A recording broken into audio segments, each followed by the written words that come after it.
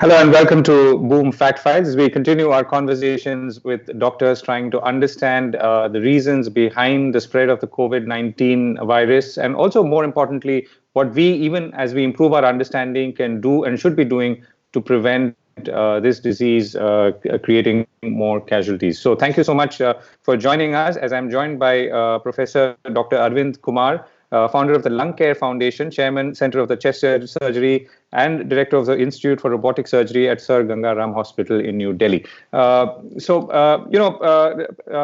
Kumar, the lung is clearly at the core of what we are facing today. And given that this is a respiratory disease that we are fighting. So tell us, why is it that the lung is so important? And you've, in the past, always been focused on air pollution as a cause. And are these causes in some ways coming together for you? Yeah, excellent question, I must say. And thank you for having me on your online portal. This is primarily a respiratory virus. So it affects primarily the respiratory system. So it enters through the eyes, nose, or mouth, and it colonizes the respiratory system, so which includes our windpipe and the lungs. So it goes inside the cells of these organs, not on the surface. It's deep in the cells. Now, once it multiplies there, it produces symptoms, which in 85% of the patients consist of fever, severe cough, because the windpipe and lungs are involved, and sore throat. Now, these are the predominant symptoms, but we are informed today that loss of appetite and loss of smell sense are also emerging as key symptoms, which could differentiate this from ordinary flu. Now, 85% of people have this much involvement, and lungs do have some infection, because of which cough is there, but it's not disturbing the functioning of the lung. In 15% of the cases, where there are various reasons involved, one of which is the host response, the injury to the lung lining of the lung occurs, which brings some fluid in the lining of the lung and some swelling there, which interferes with the exchange of oxygen and CO2.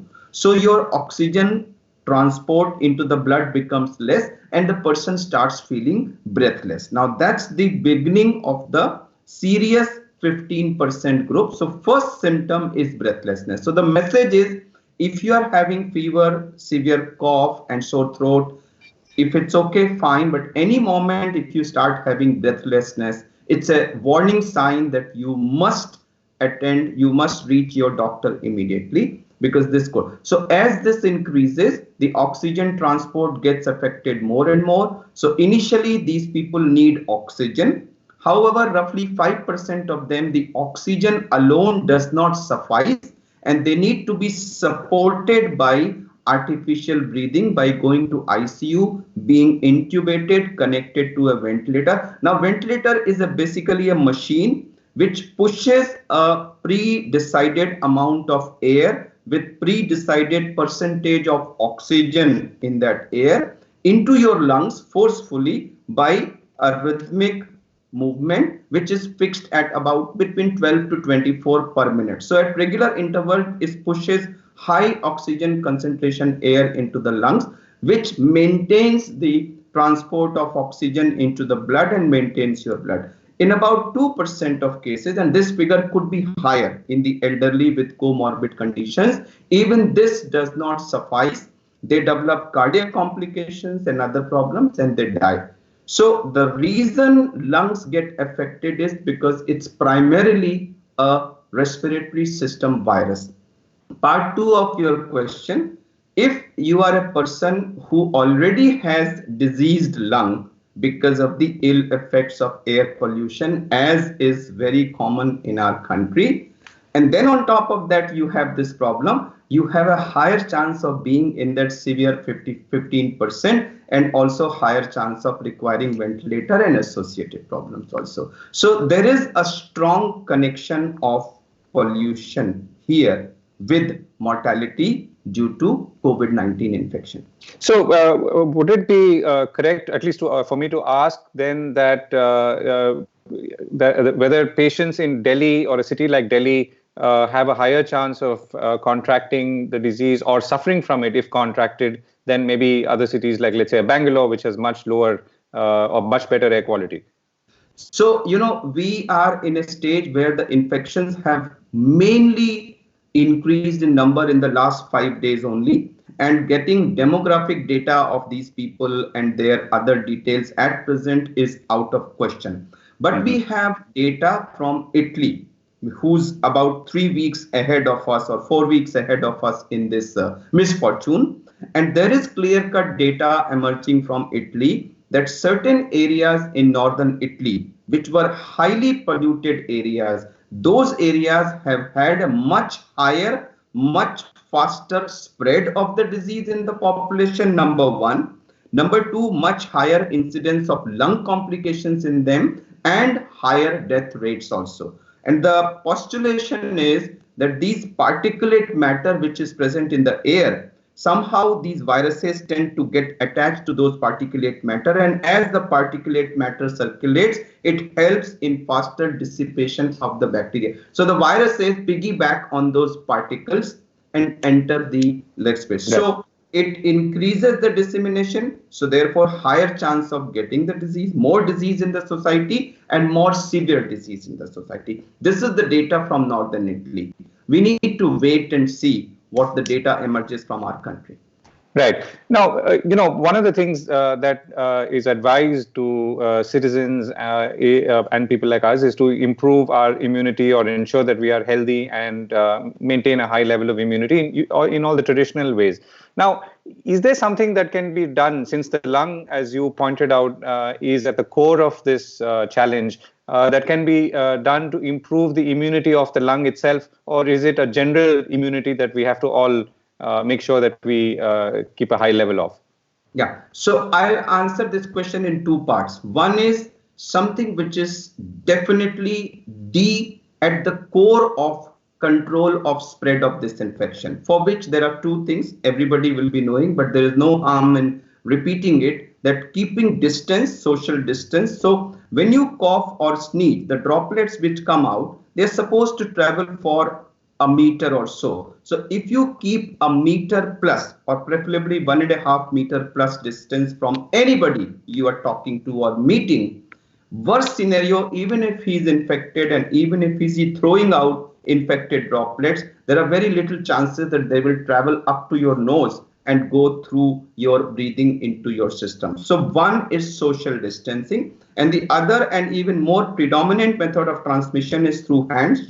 Droplets drop on a surface, you touch that surface, it comes on your hand, eyes, nose, mouth, it enters. So if you make it a habit that presume every surface to be infected, and after touching any and every surface, you wash your hands with soap and water, using minimum water as frequently as possible. So these are 200% effective methods of preventing the transmission of the disease. Now, having said that, there are ways by which you can improve your immunity. So a lot of people have been suggesting eating ginger, garlic, or lemon, or vitamin C, etc. I have nothing against that. However, not to say that they have any specific role. Well, if they improve your immunity, fine. What is proved beyond doubt is that avoiding smoking is a very important factor. If you continue to smoke, if you are still smoking, your chances of getting COVID infection are higher. If you are indulging in overeating and excessive drinking, this also will make you prone to the disease. Similarly, why is that, doctor? What is if you are very obese, and when you drink excessively, it does decrease your immunity. Okay. Similarly, if you are what was I saying? There was an important point. Basically, an alcohol. Yeah. So avoiding. So I'll repeat. Maybe you can cut out. So smoking, avoidance of smoking. Don't do overeating. Don't do excessive drinking. Yeah. Exercise at regular intervals is very useful. Yes. The important thing is, and very vital thing at the moment, a lot of people are depressed, upset, dejected, and very unhappy, uncertain about the future. Economic issues, various other issues. My advice to them is, if you are stressed, under tension, depressed, dejected all the time, you are decreasing your body immunity and increasing your chances of getting this infection. There's nothing to be, very desperate or unhappy about. It's a temporary phase. Please tell yourself that this is a step which has been done in the interest of your health, your family's health, and country's health. It's a temporary phase. In few weeks, this phase will pass and we will be back to a normal life. So be happy. Right. Practice yoga. So things like Kapalbhati and anything which you make you expand your chest. Similarly, any exercise you can do inside the house. But mind you, please do not cross the Lakshman Rekha. Don't go to the park. Don't go outside. Any exercise you can do inside the house is welcome. All these things will improve your immunity. Right. So therefore, you cannot target any immunity building exercise towards the lung. That was really my question. And I guess your answer is no. So things like doing Kapalbhati, Anulom Vilom, deep breathing exercises. If you have an exerciser at home, if you do, treadmill, if you run, these are things which generally, improve your breathing capacity. So when your lungs get affected, if your breathing capacity is good, you will have problem a little later than a person whose breathing capacity is less. So these are just measures to improve your breathing capacity.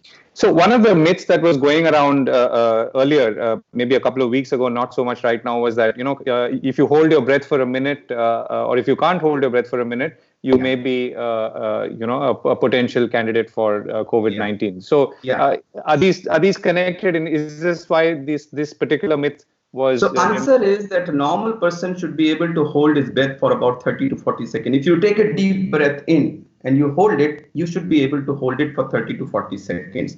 Now, if you have a pre-existing lung disease, you will not be able to hold it for that long. And if you are a sports person, you will be able to hold it for much longer than this period. However, being able to hold for certain time or not is not a test of whether you have corona or not. Only in those 15% cases where lungs will get badly affected, you will start having breathlessness. And at that stage, you will not be able to hold the breath at all. So this test is a myth. It has no meaning. Right. Last question, Dr. Kumar. So, one of the points that seems to be, not emerged, but or has been mentioned by others is that it's possible that the strain in India is less virulent. Now, what does that mean? I mean, how can a strain be less virulent here, particularly since the strain or the virus has traveled from outside to India? Again, an excellent question. So, this was primarily not a human virus. It was a virus which was found in animal species, probably bats. And somehow it underwent some genetic mutation and jumped the species from bat or whichever species to man. So it was a mutation which brought it to us. So that's why it's called a zoonotic disease, which has come from animals. Now, while it traveled from Wuhan to across the world, it is possible that as it is spreading in different communities, this virus has again undergone some mutation. And there are reports, which I also have read, that the strain which is there in the Italy and the strain which is there in India, there is a minor difference at the genetic level, which probably is decreasing the power of adhering of this virus to the cells and hence the power to invade the cells. Now, this is a theoretical possibility which has been put forth by some researchers that maybe this is the reason why we are not having as bad a situation as in Italy. At the moment, the jury is still out. We don't know the final answer. As of today, it is just a possibility. Right, Dr. Kumar, thank you so much for joining us and sharing your thoughts. And as we say bye to you and wish you all the best in your efforts, we'll also play this video that you shared with us, which talks about staying home, staying safe, and saving lives. Thank you so much for joining us, Dr. Kumar. Sure.